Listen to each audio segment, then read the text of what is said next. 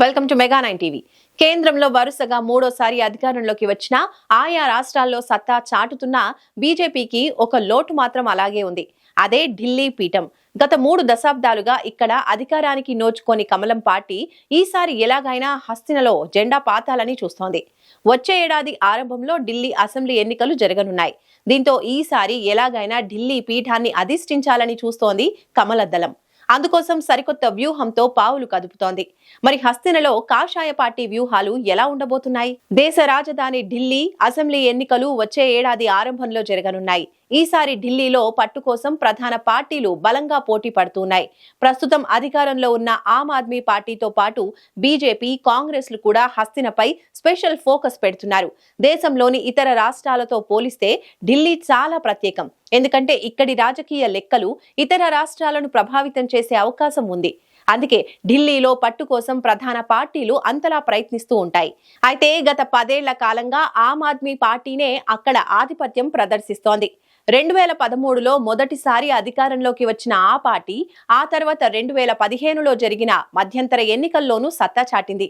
ఆ తర్వాత 2020లో కూడా విజయడంకా మోగించి మూడోసారి అధికారం చేజిక్కించుకుంది. అంతకు ముందు కాంగ్రెస్ పార్టీ కూడా 3 సార్లు ఢిల్లీ పీఠాన్ని అధిష్ఠించింది. కానీ బీజేపీ మాత్రం కేవలం ఒక్కసారికే పరిమితమైంది. 1993లో తొలిసారి అధికారంలోకి వచ్చిన కాషాయ పార్టీ ఆ తర్వాత నుంచి ఢిల్లీలో చతికిల పడుతూ వచ్చింది. గత 3 దశాబ్దాలుగా అక్కడ ఎన్ని ప్రయత్నాలు చేస్తున్నా ఓటు షేర్ మాత్రం పెంచుకోవటం లేదు.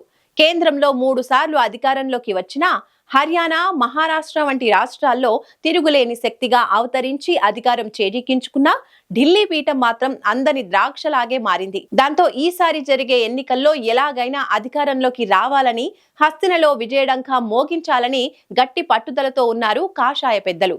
అందుకు తగ్గట్టుగానే ఇప్పటి నుంచే వ్యూహ రచన చేస్తున్నారు. అయితే ఈసారి బీజేపీని అధికారంలోకి తీసుకొచ్చే బాధ్యత ఆ పార్టీ సైద్ధాంతిక మాతృ సంస్థ ఆర్ఎస్ఎస్ భుజాన వేసుకుందట.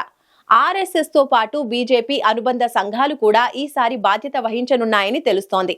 అందులో భాగంగానే ఆప్ ను నిలువరించేందుకు ఆర్ఎస్ఎస్ తో పాటు ఇతర అనుబంధ సంస్థలు ఇంటింటి ప్రచారం చేస్తున్నట్టు తెలుస్తోంది.